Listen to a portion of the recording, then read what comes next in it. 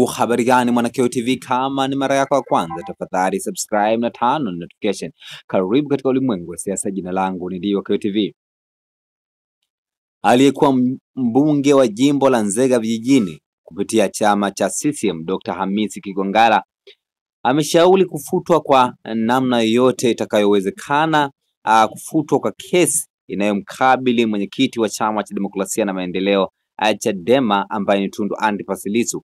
Katika chapisho lake la Septemba 30 aliyoweka kwenye mtandao wa kijamii wa Instagram, Kigwangalla ameandika, tena kama mkifikiria vizuri zaidi mtatekeleza dira ya Mama Samia Suluhu Hassan ya 4R: maridhiano, mabadiliko, kujenga upya na uvumilivu, na slogan yake ya kazi na utu, kwa kutafuta kifungu kinachosaidia mahakama kuifuta kesi inayomkabili ndugu Tundu Antipas Lissu.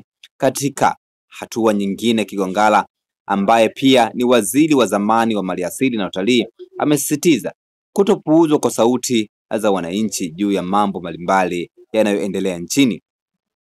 Watanzania wamechimba mkwala kuhusu madai ya kutaka kuandamana na kuzuia uchaguzi. Sote tunajua hawawezi kuandamana, lakini sauti yao imesikika.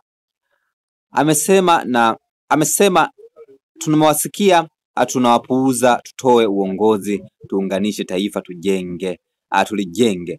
Hayo aliandika Kigwangalla katika mtandao wa Instagram. Una maoni gani kwa hichi ambacho ameandika aliyekuwa mbunge wa zamani wa jimbo la Nzega ambaye ni Hamisi Kigwangalla?